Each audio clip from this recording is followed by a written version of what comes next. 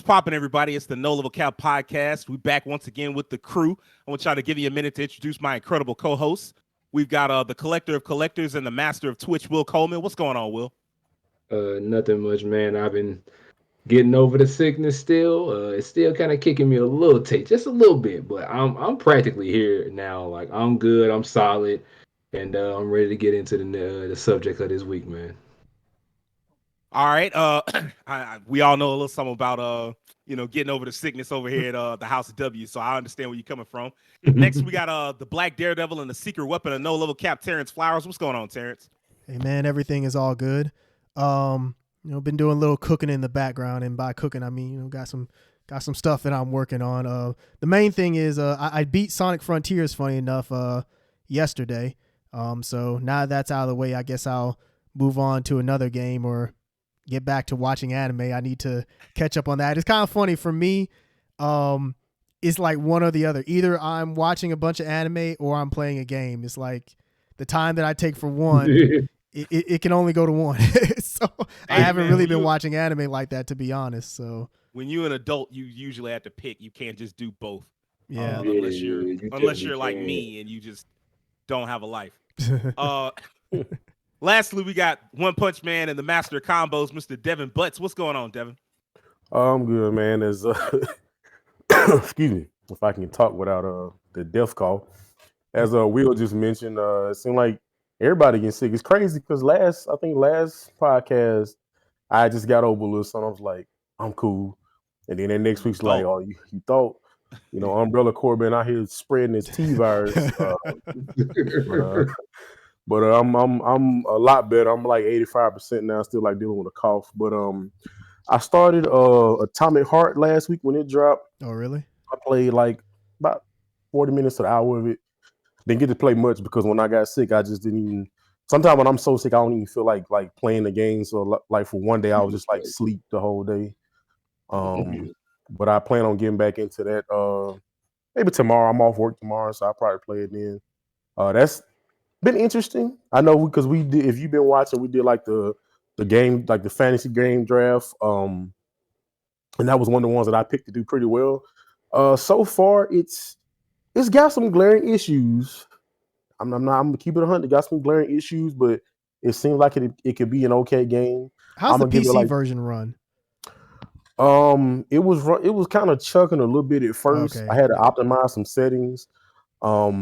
But now that I got it to settings that's appropriate for my computer, it's running pretty smooth. Okay. So I think I remember we talked about, you were saying if you felt if it had any issues, it would be technical, and it did have some things at first.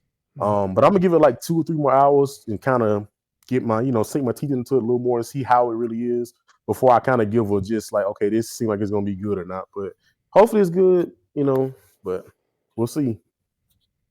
Lastly, I am Sage Ashford, the man who won't shut up. I am also I thought last week, if you notice, there was a lot of coughing and sniffling, and I thought to myself, I said, well, I guess I will avoid my roommates for the next few days to until they get all that out their system. It was too late. I was ruined. By like Tuesday, I didn't know where I was, and I finally found out why your parents be like, nah, if you sick, you too sick to be playing video games, because they ain't never lied. I was like, I was in bed. I'm like, I could just grab that controller and play. Nope. I wasn't playing nothing. The only thing I was playing was roll over and go back to sleep. I played that. And it was for that day, that was the best game I'd ever played in my life because I needed all the sleep I could get. I finally felt like playing video games after sleeping for like what had to be 17 hours straight. Wow. In the middle of the night, it was just like, and that's a bit of an exaggeration, but off and on most of the day, I was just like drifting in and out of consciousness because that was all I could do. I just didn't feel like moving. I forced myself to eat something, and that was a miserable experience. If you're sick, you don't want no type of food. The only thing you want to do is just like sleep, and your body is just like, but like in your head, you're like, oh, well, I gotta have something because I mean, like that's how you get over sickness, but I just didn't want anything. So like most of the day I was like, no food, just sleep. And I think around 10 o'clock that night, after being asleep off and on all day, I finally was like, I guess I can play a little. I think I played some Xenoblade 3 or something like that. and I've been trying to get into Xenoblade. Um, I beat a Cold Steel 4 and like not too long ago, like 2 weeks ago, I think. And so I've been trying to like find other games to get into, and I've just been bouncing off games. I've played some of Judgment, the Yakuza spinoff. I've been playing some. I played some of that. I played a little Marvel Midnight Suns, and finally I got the game that I've been waiting on this whole time. Octopath Traveler 2. It finally arrived on just yesterday. Because we record on Saturday, so like it arrived on Friday, and I was like, it's time.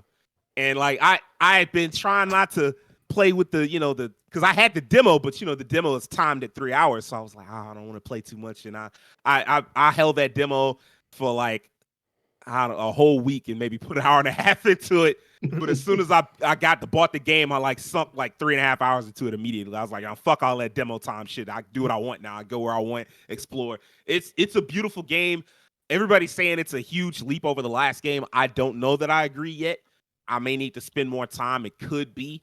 But I mean, like, the problem with that is I already thought that was an amazing game in the first place. So for me, the first game, I loved it so much that saying it's a huge leap, like, what does that mean to me? Like, I already loved the first game. A lot of people didn't love the first game. So, it's just glad it's great to have a game to be excited about turning on periodically. Yeah, I agree. Very true. If you didn't know, No Level Cap goes live every Monday morning. We appear on YouTube for video fans, but if you prefer the audio version, we're live on Spotify as well. We're also on TikTok, and the YouTube Shorts. But as far as I want you to follow us on both, specifically on TikTok before the government bans the clock out for good. Now, we got a chance to talk about Microsoft and its developer direct. We got a chance to talk about Nintendo and the Nintendo Direct.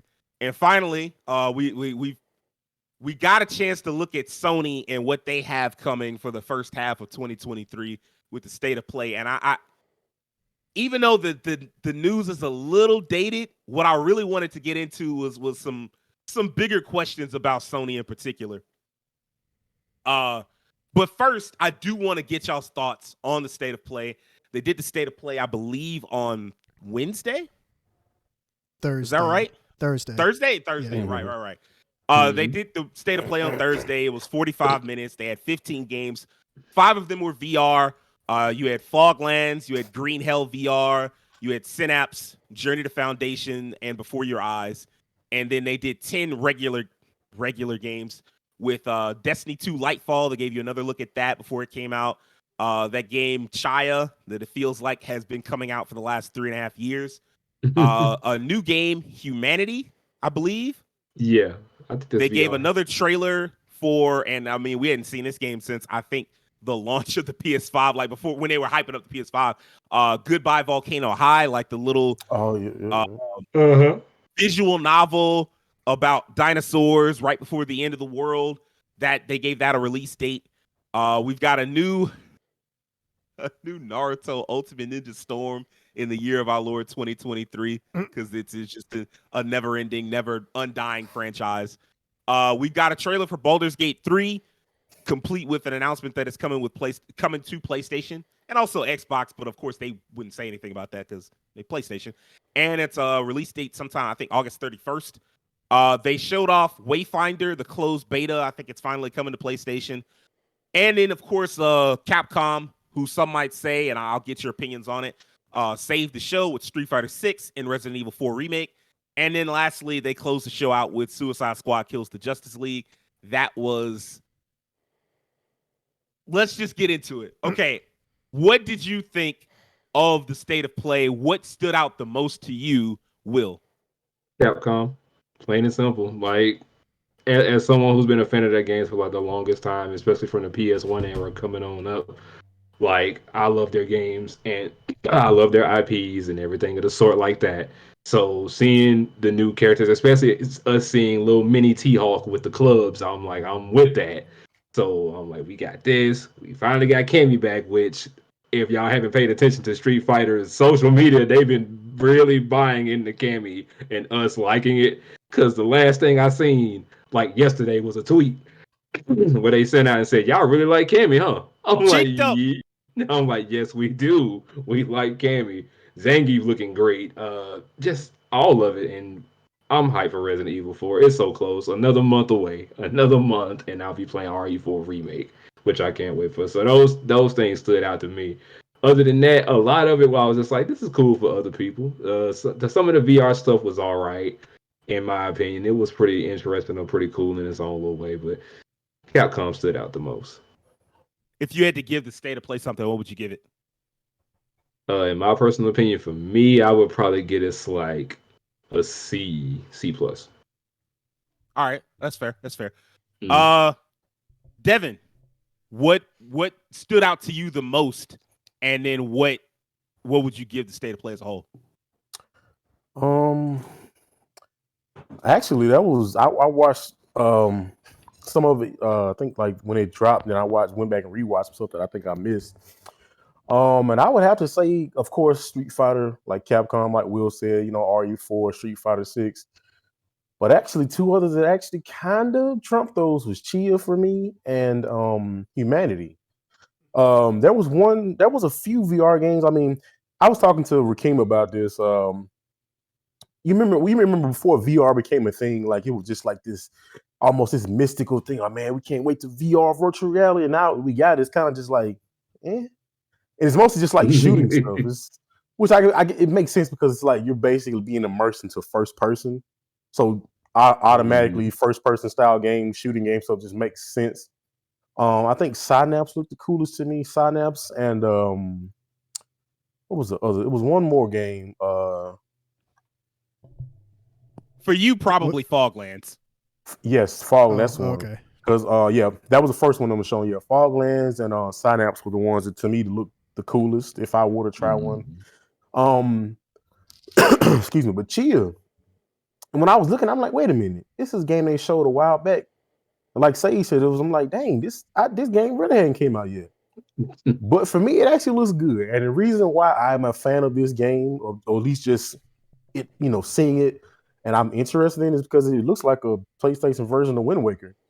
Like, yeah, I'm looking at it, I'm like, the art style. Then she jumped off a cliff and had like a little, I don't know if it was a shirt or some leaf. I'm like, that's literally Wind Waker. Like, I mean, it looks like she's gonna be doing some combat, some like, I don't know if it's like world traveling. It's a lot going on. She on a little sail thing with the little laws. I'm like, this is like PlayStation Wind Waker. So just off that alone, I think it looks cool to me. I think the art style, the visuals are dope. So I'm actually kind of excited to see where that goes.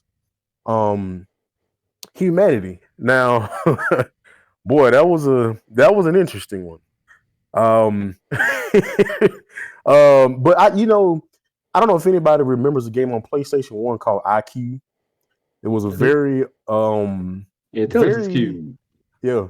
It was a very like, what's the word I want to say, maybe esoteric or eccentric PlayStation game. It's like a puzzle game. Probably eccentric is the word you're looking for. Yeah, that's definitely the word. Yeah. You had to like move these blocks with these people. If you got to the end of the stage, you would like, I think, either get smashed by the blocks or would push you off. It was a really interesting, weird puzzle game. This looks similar to that. It's not quite the same, but it looks like that same type of like unique puzzle game. It's like they start off as like, I woke up and I was a dog. I'm like, wait, was this a human? It's kind of like one of those games that probably would have come out on the PSP, kind of like Patapon. Yeah. Those kind of like weird games. And it gave me like the feel of a few games. It felt kind of like Katamari Damacy. Yeah. It felt like Limbo a little bit. I know people compared it to Pikmin and Lemmings. Definitely had Lemmings vibes for sure. Yeah. Oh yeah. And even then they went to Star Wars. Then I'm like, what is this? The Sith versus a Jedi? What is happening? It was a dog making people, hey, come follow me this way. And then the big gold dude, they call him like Goldie. All of a sudden, what they call the other ones, the others or something, like these like blocky looking people. Yeah, we're gonna come get y'all. Then all of a sudden we just Star Wars Jedi battle. I'm like, what is going on? Then we got some Death Stranding at the end, like a big giant thing made of people. I'm like, what is going on? so actually, there is a bit of a information blurb out there for it. I'll read off a little bit of it. Okay. You play a Shiba Inu charged with commanding massive marching crowds to jump, turn, push, float, shoot, and climb their way to salvation. Guide the masses through levels. There are 10 in the demo, 90 stages in the full game story mode, filled with obstacles, enemies, puzzles, and unlockable skills, or browse a wide array of user-made challenges crafted via the super easy-to-use stage game creator. There you go. Okay. But she I did see that at the end. It was like you can make stage. I think that'll be interesting, kind of like a Mario Maker type thing. Yeah, that one definitely stood out to me. And Street Fighter 6. I mean, the fact that they got Talon from Soul Calibur 2 and Street Fighter 6, that's freaking awesome. I mean, come on.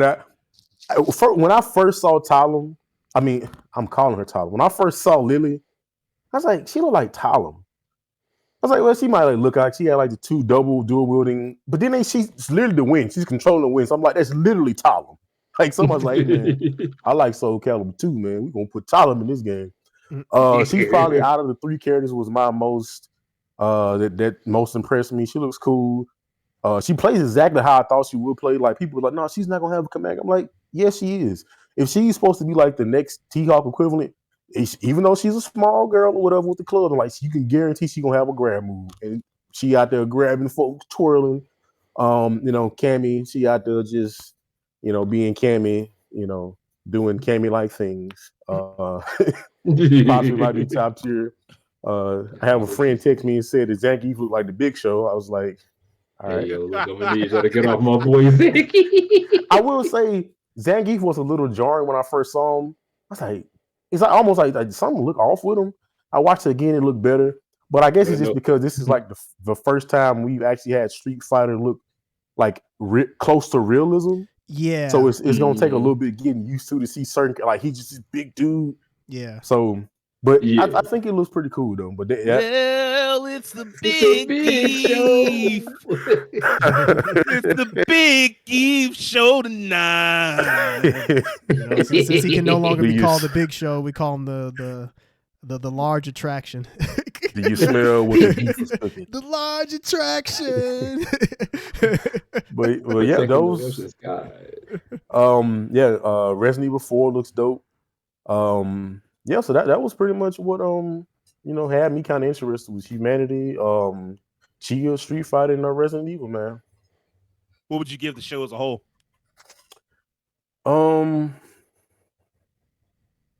I say a 7.5.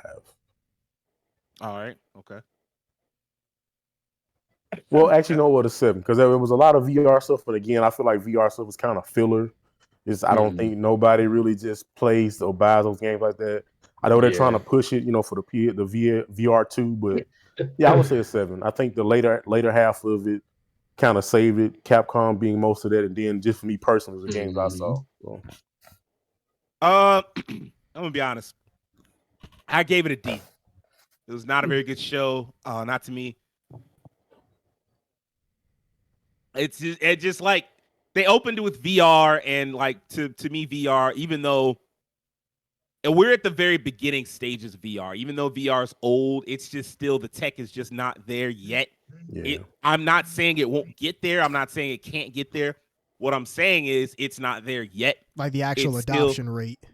Not just the adoption rate, but like so many of the games that they have out now, and like some of the shit they hype up, most of it just feels like a tech demo. Yeah. And like every now and again you'll get a game that is really impressive and blows you away. But like most of the games you just like, this is cool. Like Horizon Call of the Mountain, I was watching some people stream that I was like, I mean, this is all right, I guess, but like it wasn't nothing that made me go, oh, I gotta go out and spend $550 on this. Like, and you already gotta own a PS5 in the first place, and then you gotta spend $550 on top of that. Like, no, I'm straight. That's a lot of money.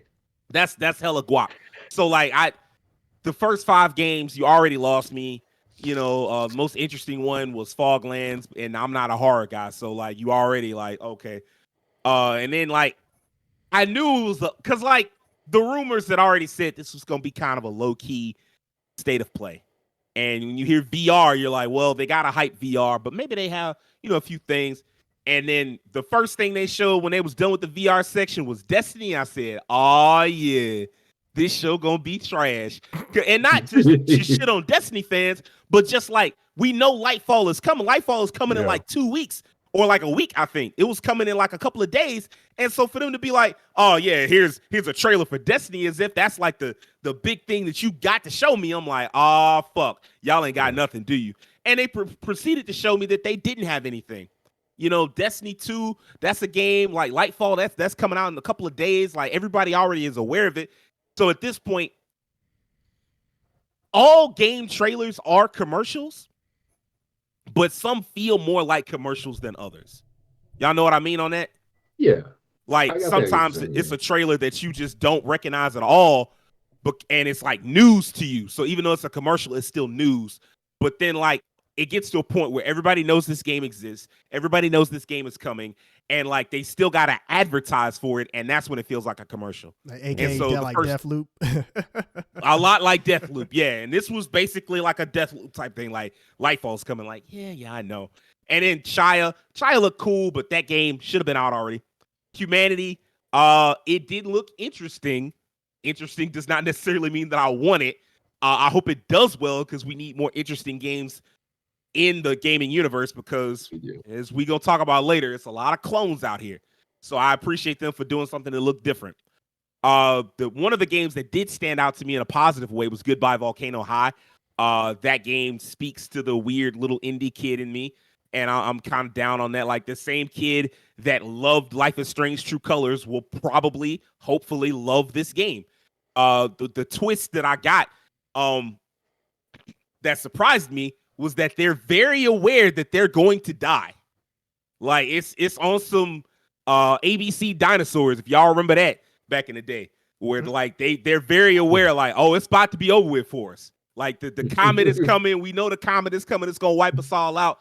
And they still have to try to find meaning in life, despite knowing that their life is not going to be that much longer. That kind of got me. At first I thought they were referencing the comet as if to say like, these guys don't even know that their death is coming. No. They know that their death is coming and they still have to try to find meaning in life despite it. I'm like, wow, okay, that's very interesting. And so like, I'm pretty excited to see where that goes. The little musical game, mini games, I don't know if they're going to do anything interesting with that. There was another game. I cannot believe I'm blanking on this game's name that tried to do something very similar. We Are something. It's like a little pop. It was a game based on like a little pop group or whatever that I meant to get. Never checked out. But yeah, like it's in that same kind of vein of like Life is Strange and games like that. And I hope it's very good. I hope it's worth all this, the little hype that it's gotten. I'm going to check it out when it comes out. Naruto. Less said about that, the better. Baldur's Gate looked good. And by the way, no shade on Naruto. If it was like a legitimate Naruto open world game, I'd have been like, oh shit, let's see if this is any good. If it was like a Naruto RPG, I'd be like, oh shit, let's see if this is any good. To go back to that Ultimate Ninja Storm branding is insane. It is. And it's just a collection, really right? Well, I mean, there's new stuff added, but overall, it's just a collection of. It's called Connections, but I think it's like that. It's literally like a big collection, and it has like, I'm pretty sure probably the largest roster that the game has ever seen. Yeah, I think I saw somewhere it's like 124 characters, and then they're adding like 4 or like 12, some, I don't know. Yeah, there's some Boruto characters added to it. Like I just to go back to the Naruto Ultimate Ninja Storm brand in 2023 is insane. Do something new. So I saw it and my eyes just kind of, I was like, this is cool, I guess. But I was already half sick, still trying to get over being sick. And seeing that just gave me a reason to just kind of like, go ahead and close your eyes. Yeah. Baldur's Gate 3, that looked good. It's a little creepy, but in a good way. Larian's a great studio. And so I'm pretty excited to see what they do with that. I hate isometric stuff, but they do seem like they have the over-the-shoulder camera option available for a lot of the game. I can get into it if you do that. Wayfinder looks good. The closed beta. I'm not a big MMO dude, but you know, give it a try. I'll give it a shot. Street Fighter 6 and Resident Evil 4, as somebody who doesn't care about either of those games, kind of sort of, because Street Fighter 6 at least it has the story mode, and I do want to check that out. But my fighting game days are long behind me. I hate like the idea of picking up the sticks, and like I'm not putting that kind of time in. The only thing that would happen is me giving somebody some free wins. So But like the games themselves, they definitely look like the most polished and most interesting things to come out of the state of play by like a wide margin. And we'll get into Suicide Squad, Kills the Justice League later. But like overall, a D. The only two games that I really, really cared about were Goodbye Volcano High, which I'm definitely gonna check out, and Baldur's Gate 3, which I might check out depending on what I got going on. Have I wrapped up Trails into Reverie by that time? If I have, I'll check it out. Terrence, what did you think? What it stood out to you about the recent state of play, and what would you give it? I mean, I'm not going to go into too much detail because, I mean, you all already have. But I will say that a lot of times when we rate these shows, a lot of it does come down to if there's something there for you. And I'll say that even though Street Fighter 6 and Resident Evil 4 were there, I mean, I was excited for the Street Fighter 6 trailer. And it's good to know that we have an RE4 demo coming, which, I mean, seems like a no-brainer. But it's good that they finally announced it. We still don't know exactly when it's coming. But between now and the release date of the game, it should come at some point. But I mean, we knew about those games. I mean, you know, the fact that Capcom didn't announce the characters at Capcom Cup, you know, it was pretty obvious that it was going to come at like a state of play or some other event. So it being there wasn't a surprise. That's kind of like one of the things that a lot of people expected. It's great that it was there. It was great to see those characters, but in terms of it being anything that was like huge or like mind blowing, it's like not really. I mean, same Resident Evil 4. It looks great, like fantastic. I can't wait to play the game, but we already know Resident Evil 4 is coming. As for like the other games that were there, I mean, there was nothing really. I guess what I'm getting at is there was nothing really announced that was like, I don't want to say game changing, but there wasn't anything there that just like stood out to a level where it's like it got everybody talking, in a sense, like something that hasn't been revealed already. Pretty much everything that was there for the most part was stuff that we already knew about, and it's just kind of like finally getting a release date, or it's just reminding you that it's coming. The VR stuff, I mean, VR right now is, you know, it's a niche, especially PlayStation VR 2. Yeah, PlayStation VR 2. I wanted to call it something else, but yeah, it is VR 2. But yeah, I mean, that's incredibly niche because you have to have a PS5 and you have to have the headset along with it. That's asking a lot. I will say that the game where it's like about blinking, I forgot exactly what it's called, but that one looks interesting. I have it on my phone somewhere. Yeah, it's Before Your Eyes. Yeah. Before Your Eyes, Synapse, and Journey to Foundation. They look interesting. They look promising. Like, I'm glad that VR is at least getting to the point where it doesn't seem like as much of a gimmick. Like, granted, it's still a gimmick, but we're getting to a point where VR is becoming something that we can believe in a little bit more. It's still not there, like, you know, you said, Sage, but I think by the end of this decade and further on, we will eventually get to the point where VR is going to be the future. But as right now, you know, it's one of those things where you'll have like a 5-minute segment for it in the presentation, and then you move on to the stuff that people actually care about. I mean, it is what it is. The other stuff that they showed, like Humanity, Goodbye Volcano High, I mean, those games, you know, as long as they are good, then, you know, I hope that they sell well. If anything, I'm glad that stuff like that exists in an industry where, like you said, Sage, a lot of stuff is starting to look the same. So you can say whatever you want to about Goodbye Volcano High, whether, you know, it looks like a Tumblr game or something like that. It's still something that is different, you know. So, I mean, overall, I'd give this state of play, you know, I'm kind of inclined to agree with your score, Sage, of giving it a D, but I think I'll give it just a C minus. Like, it's just, there was nothing there mind blowing, nothing that really stood out. I mean, I'd say honestly, Microsoft and Nintendo's presentations were better. Like, this one was inferior. I mean, it is what it is, and we'll talk more about, you know, what we think Sony is looking like for the rest of the year, but I'm hoping that their next state of play, they really bring it, because this one was just, is I. So the rumor on that is that Sony really did kind of save their big guns, their first party games, for like a later state of play, potentially in May, potentially early June, sometime before E3, whenever that, you know, actually happens, which is usually around mid-June. But but that still don't get them off the hook. Like you hype this up, not hugely, but like you hyped it up as much as you can. A state of play. You got the eyes on you, you got the attention on you, and you gave us this. And I'm giving it a D, not because there's nothing there that I wanted, but just because there was nothing there that like you said, it like most of this stuff is stuff that we knew about. You weren't like really blowing our mind. Like a lot of it, like I said, was like a commercial. Like it wasn't like new info, with the exception of like Ultimate Ninja Storm Connections, that was kind of new. But like Wayfinder, we saw that at the Game Awards. You know, Street Fighter 6, Resident Evil 4, those games come out in like less than 6 months. Yeah. So you want me to be excited about it? Like, I'm not. I can't. I'm sorry. So, and then, you know, we kind of glazed over this one because it is the next big question. And I got to ask it. What did y'all think of Suicide Squad? So Terrence has got this look on his face because he's expecting me to go off, and I might. It just depends on how my mood is by the time we get around to me. The first person I want to ask, Terrence, what did you think, man? So the game looks a lot different than what I thought it would in terms of how it plays. It's highly mobile, and by mobile I don't mean like mobile phone. I mean mobile in terms of like mobility. It's it's very like you jump around like the game is like a mix of Crackdown, Infamous, and oh man, I'm blanking on the name of that game. It was the game that was like Agents of Mayhem. Well, that's not the game I was thinking of, but shit, I can't think of it.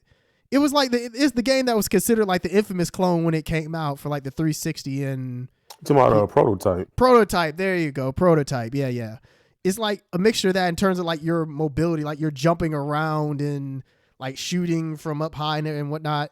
I guess you could also say it's like Fortnite because I mean they jump like that in Fortnite in a sense. It looks interesting. Now, whether or not it's going to be the big game that, you know, Rocksteady needs it to be, and let's be honest, they need it to be. That's yet to be determined. I mean, we'll have to see when it comes out, but I will say there are some things that is not a good sign. It having battle pass stuff is like, that's sus. It always being online, like even for single player, that's sus. If we're being honest, it kind of looks like Avengers in terms of the kind of, maybe not as grindy as Avengers, but it just I don't know, when I see it, it kind of has that look to it in terms of like, you know, you have your cosmetics, you have, you know, different things that you can add to your characters and whatnot. But hopefully the enemy variety will be better than Avengers. You're not just fighting just a bunch of robots, but we'll see. Yeah, I'm not too sure about the game. I'm really not. It's not a game that was really on my radar as something that I was planning on buying anyway, but I don't know. It's kind of yet to be determined on. You know, I need to see more of it, and hopefully when it comes out, it's functioning. Like there's no like issues at launch, and it's a very polished game. Because I mean, I don't want to see Rocksteady, you know, fail on something like this. Because I mean, they've been working on it for a long time, and if this game bombs, shit, it might be a while before we hear from Rocksteady again. So I don't know. There are some things that look promising, but there are some other things that lead to some concerns. So I'm kind of holding off on it. I'm kind of just reserving judgment until like the game is actually out and, you know, see how critics review it and everything. So we'll go from there. That's fair. Devin, what did you think of it? So my first initial thought was, it's Marvel, baby. We in the sky. We're doing air combos. Let's go. Yeah. That was the first thing that really like had like I was like, it looks fun, but I had an eyebrow raise. I'm like, wait, why they're not nobody's on the ground. None of these characters can fly. Okay, they got Harley Quinn with the little cool drone she's swinging from it. You know, Deadshot got a rocket pack. Okay, that makes sense. But what about King Shark and Captain Movement? Why is King Shark in there? I don't know much about that character, but I do not think he can fly. At least my knowledge. I mean, he was in the air like, yeah, let's go. I don't know, man. Like I said, I think because me and Sage talked about this prior. I said, man, it looked like Fortnite. It looked like Fortnite. It looked like it's like third person Destiny, like all this movement, and I'm like, this is not quite what I was thinking it was too. Because what they showed, the footage they showed beforehand, prior, it looked kind of fast paced too. But this looked like just crazy because we saw so much more of it. It's just like they're literally in the sky just constantly. Nobody. I don't think they touched the ground. Period. In that footage that I can remember. They touched like the ground and then they left the ground. I was gonna say, I think I remember Captain Boomerang hitting like the top of a skyscraper for like 2 seconds, then just immediately just swan diving off. I'm like, God, like, is this Star Fox or like what is this? Like I said, it looks like a game with some fun could possibly be had. I'm not gonna lie. I mean, it looked really arcadey. Excuse me. That's another thing I said. It looks a lot more arcadey than I thought it would because Gotham Knights was not an arcadey game. The Batman games definitely weren't arcadey. This actually looks like if y'all remember a game like some games back in the day, like on PlayStation 2, Dreamcast, a game called The Grid. It was a midway game that had it had like guest characters from Mortal Kombat. They was like shooting like little death game. It looked like something like that. That sounds vaguely familiar. It was like you might like have seen the machines more than you've seen the game. Yeah, it was like a sports type thing, like a game show. Yeah. But yeah, I ain't gonna lie, man. There are some things that kind of concern me. There are like some small little like nano things in there that if you pay attention to, sometimes they can kind of foretell if a game is still, if it's gonna be good, if it was rushed or not. And one was the animations for me, like when they were shooting. So like I remember I watched it again, and as Harley Quinn is swinging, it just looks so jarring for her to just be swinging, then just pull out a chain gun, like just no animation. Harley just like she's swinging gun, like just we shooting, yeah. Like I'm like, and me and Say talked about this. There was no impact. Like there didn't seem like a lot of impact.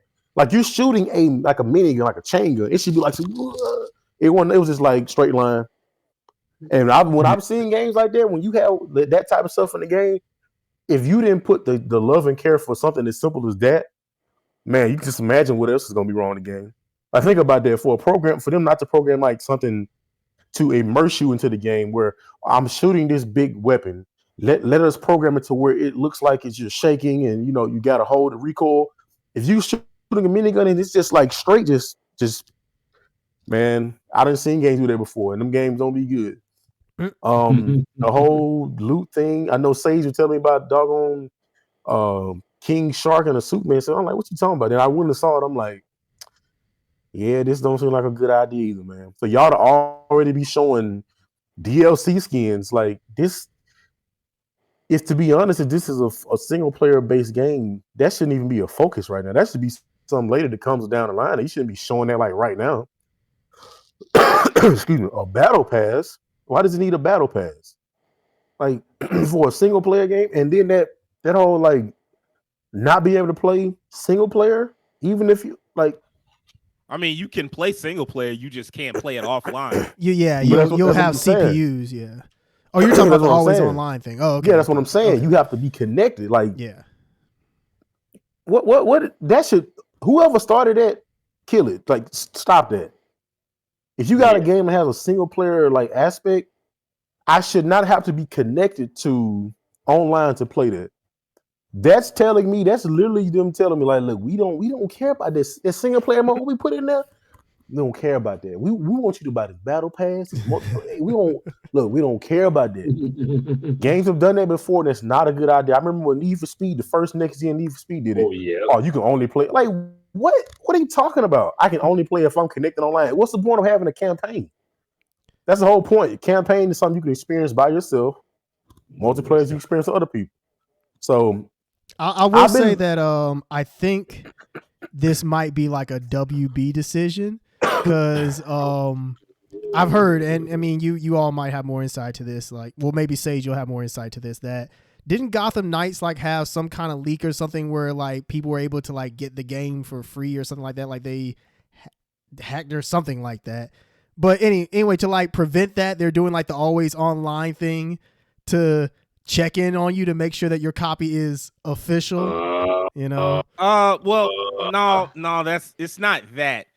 So what did happen with Gotham Knights is they do have this anti-piracy measure called de novo to shut down. Okay, that's people what it who is. Okay, yeah. want to pirate something. And briefly, for whatever reason, the developers of Gotham Knight put out a version of Gotham Knights, like the exe file, the executable file, without de novo, and like people were like, what happened? Like they took de novo off of it, and so of course the people that pirate games immediately took that, pirated it, and was like, all right, it's out now.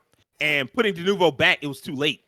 Okay. But the game being always online, Suicide Squad being always online, that does kind of make it harder. But there are games that you can play online that are always online that you can just pirate. So it just depends on how much they decide they care. Okay. I just there's some speculation that I heard, so I didn't know if that may have been the reason for it. But okay, that makes sense.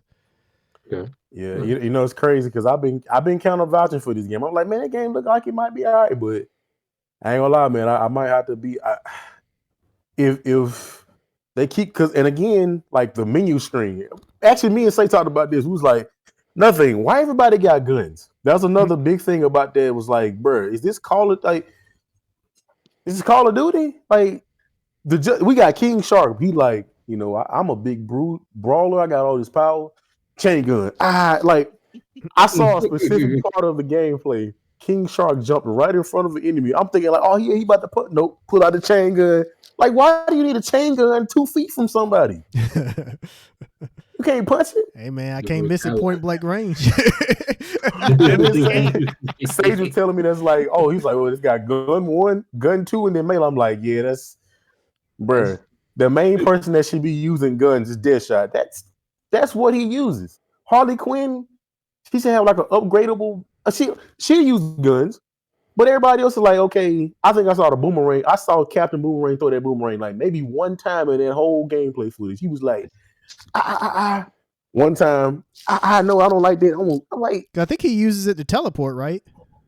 No, he has a Speed Force gauntlet. They said that allows him to teleport. Oh, okay. Now see, that would be a cool idea. He throw the boomerang and like teleport this location. No, that's what I thought was going on. But okay. Yeah. I don't know, man. I'm just gonna keep my eyes on for this one. I'm just at this point. Ain't looking too good, man. Will, I know you not like a heavy Suicide Squad guy, so you want to jump in? Like, you got any thoughts? I'll just say this: the only thing that's really just screwing me personally is the always online thing. Because the first thing that always comes to my mind is that, you know, internet outages happen, thunderstorms happen, things like that will happen at any given moment. So if you have a game, you can't go online and play the multiplayer. You can play the single player. But when I heard there was always online, I was just like, if you buy this and you tell yourself, yeah, I'm just going to play it offline, it don't matter. Then you get in there, no internet connection detected. And then you're going to be sitting there looking like, well, damn, that's $70 down the drain. Yeah. Can't play it till the internet come back. That also means that anytime they pull the plug, you have a brick in your hand. That game's dead, yeah. Yeah, you can't do anything. It is. That's the number one thing. Soon as that happens, and they like, oh, we're through with it, server's gone. You can't play it. So if you didn't finish it, well, what you gonna do? And I mean, I only seen so little of it because, like you said, I'm not the biggest like Suicide Squad fan. I call what I sound like. That's not right. I'm not the biggest fan of them. Really, I'm not. They're cool. They're interesting in their own little way. But I think this game, for people who are fans of this group, by all means, be cautiously optimistic walking into this game. Don't put your head up so high you just like, no, it's gonna be great. Don't lie to yourself right now, because the minute you lie to yourself, I don't know if even the Suicide Squad fans are optimistic about this game right now. If they ain't optimistic, then they doing the right thing. Keep your head down and just wait, because I don't think you should be spending your money on day one. I promise you, because if I was at GameStop right now, if I was still working there, I would have to tell them people straight off rip. I would be telling them, hey, I want to pre-order Suicide Squad Kid of Justice League. I'm like, you better have an internet connection. Would that deter people? Like, they find that out and they leave? you actually be surprised how many people come in that don't have internet and they come looking for games. Like Devin mentioned earlier with the Need for Speed, we always had copies of that in store, and people will always pick it up because they wanted a racing game. But we had to tell them, you need to be online to play this game. And they'd be like, oh, I can't play that. Then they pick up another game. It need online connectivity too. You can't play it. So a lot of people come in, get those games, and think they can play them. We have to tell them up front because a lot of them will ask, or we have to tell them because they don't ask and they don't tell us they don't have internet. So some people have actually bought games, no questions asked, no nothing. Left, came back, said, I can't play it. What's wrong? Like, do you have internet? No. Then there's your problem. Wow, that's crazy. But I mean, like, I don't know why we just assume the internet would be ubiquitous outside of people's phones now. So I guess that kind of makes sense on some level. Yeah. I want to throw something in there, if you don't mind, real quick. Say, just did y'all notice that they were syncing some of parts of the gameplay to music? No, I didn't notice. but I mean, it's possible. They definitely did. Specifically, a dead shot moment. He was shooting out like it was like so noticeable. He was shooting. It was going to the beat, right? He stopped and threw a grenade, and when the beat dropped, that's when he threw the grenade. Oh well. If you're focusing on those things when you're trying to show off gameplay, that means you're not really focusing on what's important. You're trying to put on a show. It's like I actually like that type of stuff when you synchronize stuff, but that's not needed. It was so forceful. Like you literally paused for a second and then waited for the beat to like it dropped and he threw a grenade. I'm like, yep. I don't want to say it, but when you see stuff like that, man, they not focused on the right thing, man. I don't know that I agree with Devin on that. Like, I don't think if the problem, like a lot of the problems that you saw with Avengers was that it was a buggy experience. I don't think this will be a buggy game. Rocksteady typically isn't built like that. I'd be surprised if it wasn't a polished experience. Like, I would be shocked. I just don't think that matters for this game. I don't think whether or not it's a polished experience is gonna like sink or swim this. Well, if it's not a polished experience, it'll sink the game. But I just don't think that it will be. I think it'll be a polished game, and I don't think that's gonna help it all that much. I think there will be an audience for it because there's an audience for a lot of games, but like I don't know, man. Like in some ways, like people talking about how it looks to Avengers, and some people correctly said it looks worse than Avengers because with Avengers, the characters had their own identities. They had their own identities in their kits. Iron Man played like Iron Man. Thor played like you would want Thor to play. Captain America, he throwing the shield around, popping everybody upside the head with his shield, doing the shield charge and all of that. Iron Man, he swooped down from the skies with rockets and blowing everything up. That's what you want. Meanwhile, all these characters, you got Captain America, you got Captain Boomerang cheesing holding a sniper rifle. Like, man, who the fuck asked for this? Like, I looked at it and I was like, okay, I just don't understand. Like, why is he? Rakeem pointed out, he was like, man, I ain't never seen a dude so happy to be holding a rifle. Like, he was just done with the boomerangs. He's like, man, fuck these boomerangs. All that gimmicky shit. No. Center a mass, buddy. Let's get going. Like, what the fuck is going on? Like, it just didn't look, and I mean, like, nobody was excited. And I feel, to some extent, I feel sorry for Rocksteady. Because I think the game probably 80, 81 Metacritic. I think the game probably sells 5 million copies. I think it does all right for itself. But right now, nobody wants this game. And that's got to be so fucking demoralizing. You spent 8 years following Arkham Knight.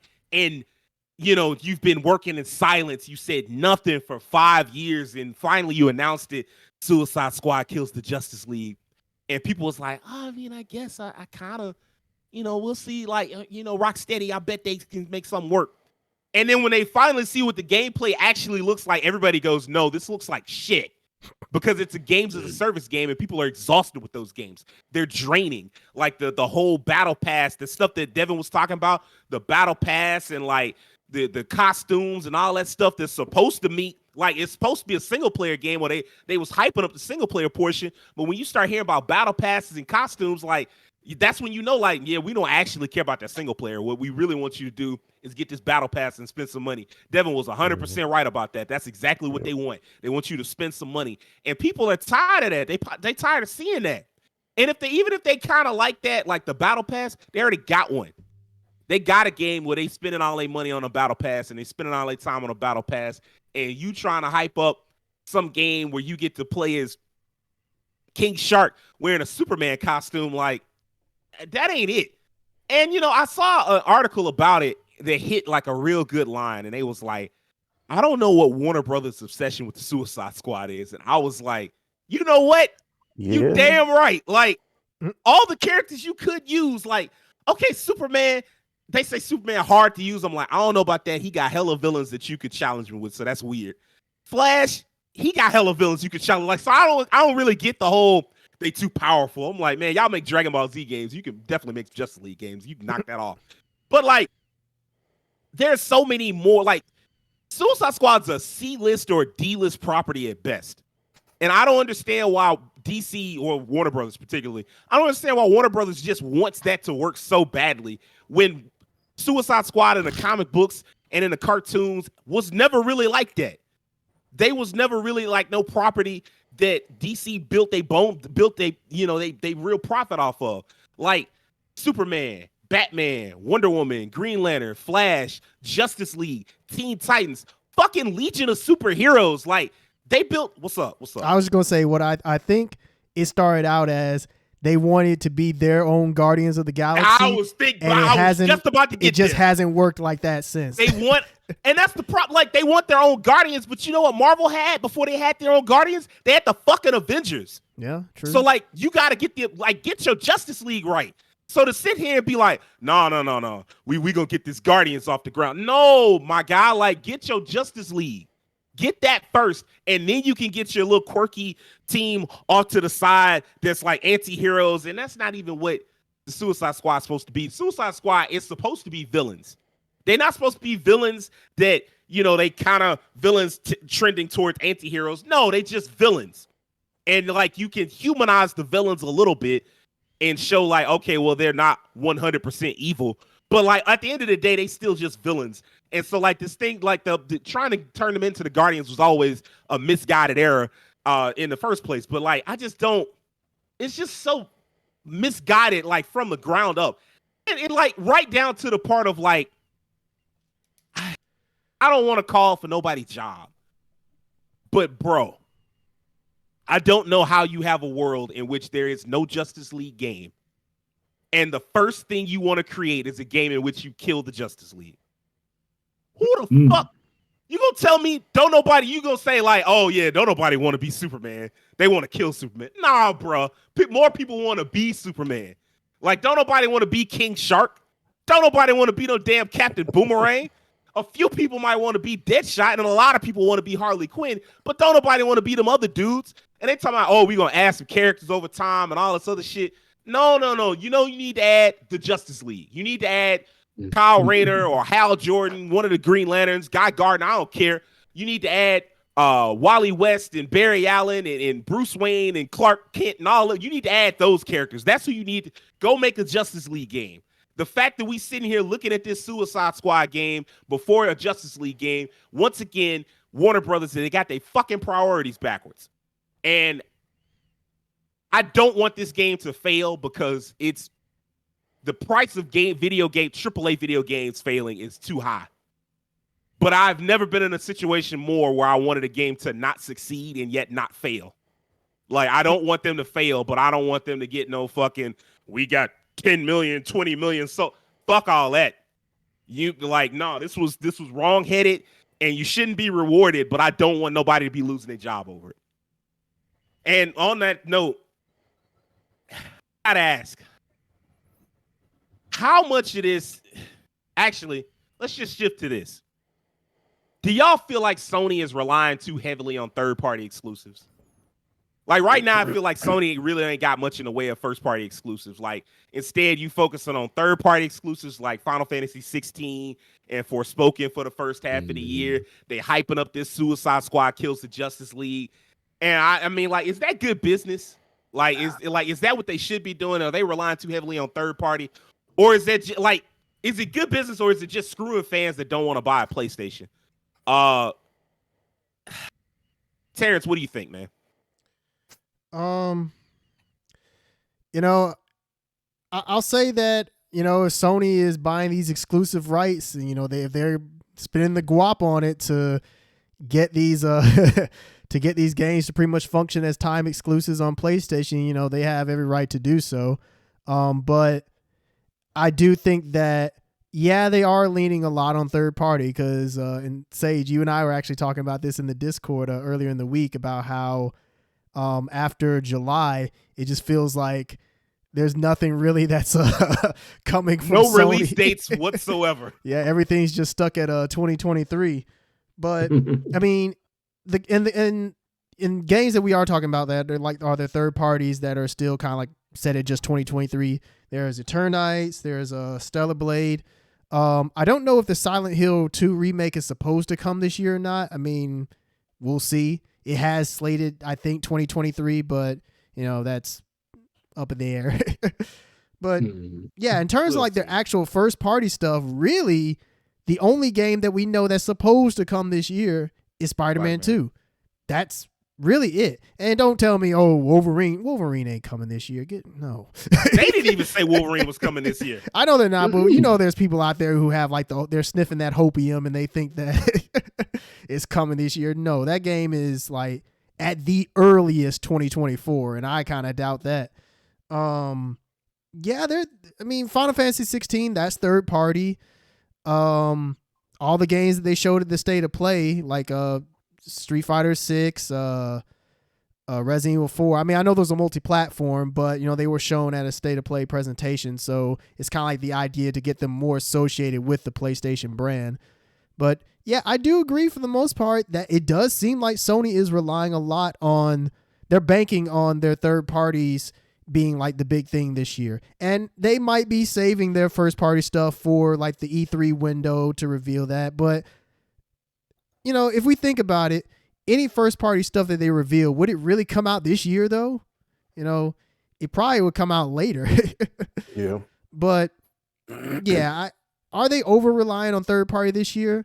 Yeah, I think so. Because if you really stop and think about it, they don't really have any big first party games that are coming as of right now. As of February 2023, they don't have anything in the slate other than Spider-Man 2.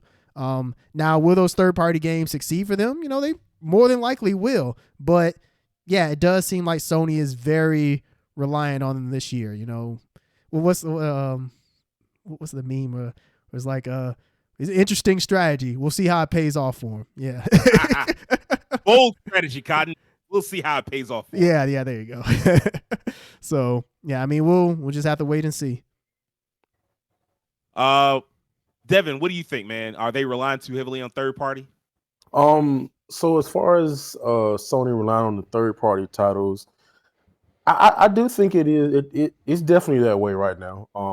I mean, most of those you saw on the list, even like the big ones that are coming, like you all mentioned, Final Fantasy is like one of the biggest ones they got coming up. But I'm thinking to myself, I'm wondering, is that just how it is right now with just the consoles in general? Because would you say Xbox is kind of maybe doing the same thing a little bit? No. I wouldn't say that they have a strong first party, but they have first party games coming out. Hi-Fi Rush is first party. Was Minecraft Legends? Yeah. Or is it Dungeons? Legends. I think it's Minecraft Legends. They've got the DLC for Forza coming. They've got Redfall coming out in May, and then they've got supposedly like there's just to put this out there. There's a rumor going around that there's going to be a Starfield showcase very soon. I would not be surprised if there's a Starfield showcase in March. I would not be surprised to hear a June date. And so like that's Microsoft very clearly has games planned for the next, like they may not have the same pedigree as a God of War or Horizon or whatever, but they got them. And Nintendo, of course, they always got, games coming. They may not always be, the AAA, whatever, but they got them. So right now, it really does feel like, and that's why I came up with this question, because I was like, it really does kind of feel like it's just Sony that's just like, hey, man, we ain't got the big first party stuff ready. We got third party because we got these money hats. Yeah, I think that is actually part of why. Because I know Terrence, you mentioned God of War. I think it's just because right now the games that PlayStation has had, like the first party titles, have been like such big games that it's almost like you just I guess you really just can't keep releasing games of that caliber just like back to back to back. Like I mean, well, God of War was the last one. You got like Spider-Man coming, which is gonna be like another huge one. You got the DLC for Horizon 2. Yeah, Oh, Horizon. yeah. So I guess it's just kind of like one of them. I don't know. It's one of them things where I still feel like I'll say for my taste personally. When I look at it, I feel like the games with Xbox, probably Starfield is the biggest thing I would say that's coming from them, like first party. So yeah, like stuff like Forza is more. It's a popular game, but I wouldn't put it along the caliber of something like Starfield or God of War. There's a very strong possibility that Starfield does not review as well as Forza does. Oh, Well, really? no, I mean in terms of like its anticipation for that game, like it's clouded to be like this big AAA game. So it's a weird thing with Forza. Forza is kind of in that space of like sports games, you know, where like nobody's ever excited for them, but they sell like fucking crazy. I mean, it's a contender now. It's a contender. So, and it though Forza games like the last what is Forza Horizon 5, I think did some dumbass Metacritic score. Yeah. Like something where you like I wouldn't have expected that at all. With like 94 or something. It was it was up there. I was like, hold up, 92. Yeah. So, but again, I'm just saying, like in anticipation, people like this Starfield like the next big Bethesda game. So now on like, that I agree with you. I agree with you. Yeah, I wasn't saying like Forza is definitely a hitter, but I'm just saying like in terms of nobody looking forward to a racing game more than they're anticipating like a space traveling game from Bethesda. But yeah, I do think that they're kind of relying on them because I mean, even this showcase, this state of play was like you had a few games in there like I guess but those look like more like just offhand games like indie stuff. But the big stuff they don't have anything right now for the most part. I know somebody put on a list like Final Fantasy VII Remake, but again, we don't know when that's going to be coming out. That's along the lines of like Final Fantasy 16, where it's like that's still third party. Yeah, still third party. Yeah. And I guess like even because again, with the time exclusive thing, like when I saw my roommate playing Octopath, I say, wait a minute, you playing? I was like, you ain't got a Switch. It's like your computer ain't down here. How you playing Octopath with a PlayStation controller?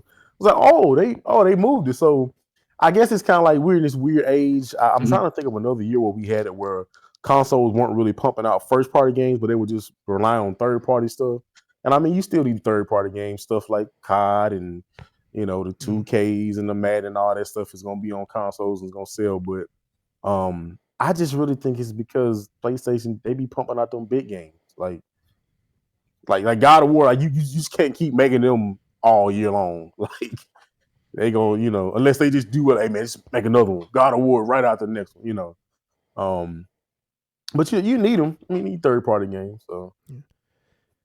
I will say real quick that I think I do agree with you, Devin, that I think it's also a matter of timing too, is that just Microsoft, all those first party titles, they've been in the oven for quite a while now. And I remember back in like 2021, we were like, yo, where's the first party stuff? And they're just now getting to that first party stuff, whereas Sony, they already got theirs out of the way. And so it's like, we need some more time to like, we have the cookies, but they need some bacon time.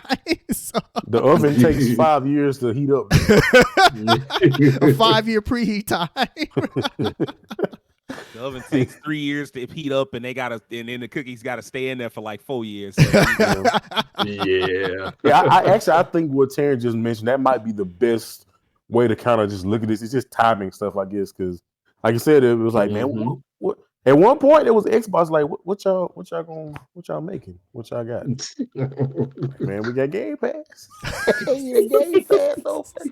Hey, you want to play Ninja Gaiden? Ninja Gaiden 2, 3? Hey, we got you, bro. The Game Pass, man. Will, how do you feel about it, man? Do you feel like they relying too heavily on third party, or is it just like, Honestly, I've been kind of feeling like it feels like, how they say sometimes history kind of repeats itself. I feel like this is one of those times where history is repeating itself, with Sony, where like they don't have very much of anything with their name on it, like with Sony Computer Entertainment America, whatever you want to call it, on it, and they just got everyone from Square, Capcom, this developer, that developer, everybody else has something, and it's with on his on and it's on a PlayStation. It feels like this is one of those time periods where Sony has more other things out because they know that their stuff, their big things, are coming a little bit later because they're like, we kind of can't put this out here with the rest of this because we'll be throwing you either a game that's 80% done or we might be throwing you a game that's 60% done. And we can't afford to do that because if we do, we gonna like a bunch of asses. So, so we got to give y'all the people who really doing the work out here. So they the ones working, not us. We are working, but it's taking us some time. Please bear with us. That's what they're pretty much doing at this point. Please understand. So, exactly. Please hitting us with the Nintendo. Yeah, isn't that Star Wars game? Isn't that by Quantic Dream? No. Yeah. No. What, that next one? Jedi Survivor is from EA Respawn. There is a Star Wars from Quantic Dream. But that's much later, ain't it? Not only is it much later, it's kind of going through dev hell a little bit. Oh, so, never mind then. You know, I was just gonna say I'm actually ready to see. Like I know those games. At first, I thought you were gonna talk about Knights of the Old Republic. I was thinking of that one. Also in dev hell at the moment. Oh wow, really? Okay. They should take with Knights of the Old Republic. They took the dev off that team and they had to give it to another. Wow. They gave it to another developer. So that's how that's going. Okay. But yeah, I don't think it's necessarily a bad business type thing. I don't think it'll turn anyone away from getting a PlayStation because there's a lot of stuff that the PlayStation has on hand already for people to play if they have not played it. But I know that there are a few things coming up that people are looking forward to. So it's kind of like in the middle. Like you turning away some, but you still getting some here. So they kind of like in the middle here with it. So if you waiting on Spider-Man, give that time. If you waiting on Wolverine, sit your ass down. So by all means, come get you a PlayStation, and there's enough to play. There's something here for you. But if you waiting on those big name games and that's all you play, then you got some wait time on you. So I came up with this question, mostly because right now I can't afford to pick up a PS5 at the moment, even though they are finally. You can go into a store and actually get one. But I came up with it because I was like, man, I made a list of games that I was looking forward to getting this year. And, you know, two of the games on that list are Final Fantasy 16 and Spider-Man 2. Right. And so, like, I don't feel bad that Spider-Man 2 is an exclusive. Like, I don't feel bad about that. Like, that's y'all shit. Y'all made that. So, like, if it's exclusive for another year plus, like, you know, whatever.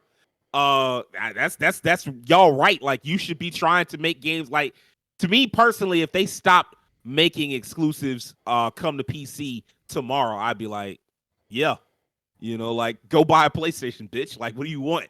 And that goes to me too. Somebody that can't afford one right now, like, go buy a PlayStation, bitch. That ain't got nothing to do with us. Like, we trying to sell consoles out here in these streets. It does bother me when it's a third-party game, though. Like, when Final Fantasy 16 is exclusive, I'm like, you just keeping a game for me now. Like, my mindset has completely changed from when I was younger, and I was like, you know, yeah, you know, Sony, I'm rooting for Sony, you know, I'm rooting for PlayStation. I'm on PlayStation side. Like, they ain't on my side. So, like, there's a difference between smart business sense and, like, okay, I understand this from a business perspective of, like, I got to sell these consoles. And then on the other side, like, man, I don't have the money to buy a PlayStation right now. And so, like, I'm not getting no fucking Final Fantasy 16 until unless something, I might, you know, be able to pick one up I might have been able to, you know, work that into the finances by then. But if I hadn't, it's like, oh, I guess I won't be getting Final Fantasy 16 for a while. And, like, you know, it might be on the shelf till 2024 or whatever, which, depending on how 2024 looks, might not be the worst idea because it may not be too much of shit out next year. But, like, as far as Sony relying heavily on third-party exclusives, I feel like y'all got it for the most part. You know, you kind of have to at a certain point. Like, you're not going to be, like, those games take a long time. And, you know, we was on Xbox a lot longer from 2021. We was harping on Xbox. We was on Xbox ass in 2019 and 2018, for years and years and years, we was asking, like, when are the games coming? Like, y'all keep buying all these studios. When are the games coming? Like, y'all, like, they started buying up studios back in 2017. And since 2017, we've just looked and asked and done the Sonic foot tap, like we impatient. Like, hey man, when are the games fucking coming? Halo, we all looked at Halo Infinite, was like, why's that one grunt look like that? And then they was like, you right. And they punt kicked it down the road by a year.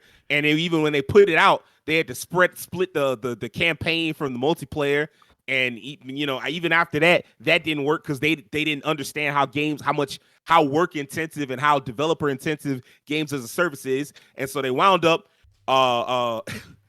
messing up the multiplayer, the battle pass, and they was talking about map packs in 2020, and you like, well, who the fuck talk about map pack? Like, it was a mess, and Microsoft was a mess for a long time, and this is the first year where it looks like they kind of got their shit together, and Sony the whole time has been pretty much chugging along with their shit together, putting out high quality games. You may not like them all. You might be one of those weirdos that follow that Sony meme. All the Sony games look the same.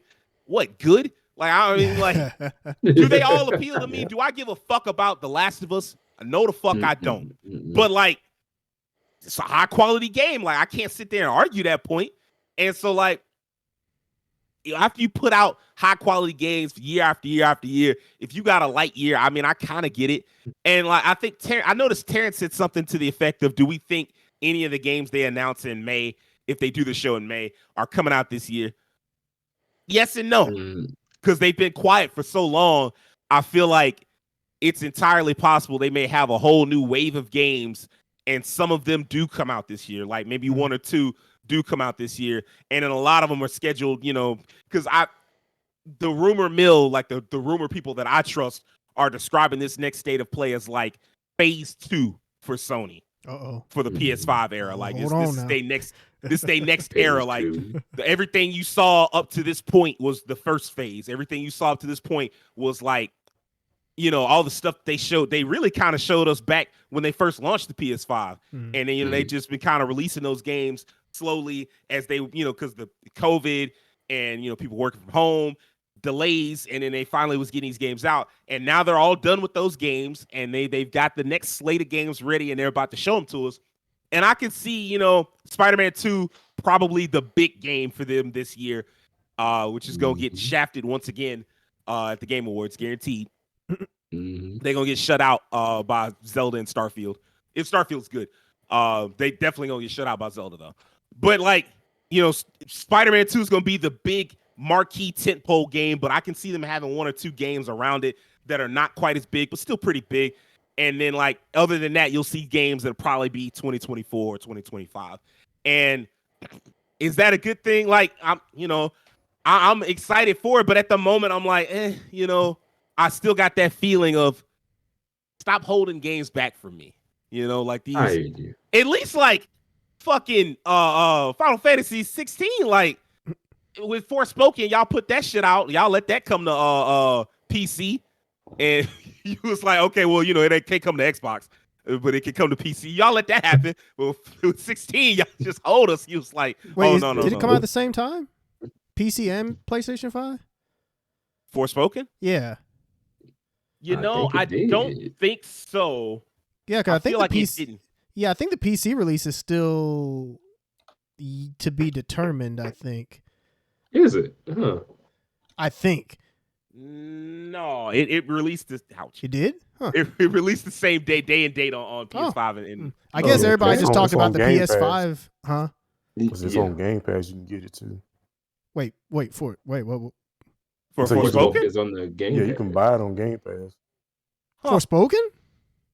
They have a demo on Game Pass, and you can like buy it. Like, I don't think the full PC Game Pass. Oh, yeah. Oh, okay. That's still surprising. That is weird, Xbox get a little bit of a check, so I don't know. I guess that's interesting. Maybe the deal for that one was just a little different. I don't know, but they're probably regretting it now. It was like, it'll be all right. Yeah. But yeah, I feel like they it's not that heavy, but it's heavy enough for me to be annoyed about it for right now. Okay, I think that's gonna wrap it up for this week's episode. I need a few things from you. I need you to do us a favor and hit that subscription button on YouTube. I need you to follow us on Twitter and on TikTok. I don't need you to just check us out, but I need you to tell your friends, tell your family. I need you to tell your coworkers. You don't know, you might even make a new friend. And I need you to do me a personal favor and have an excellent week. Peace.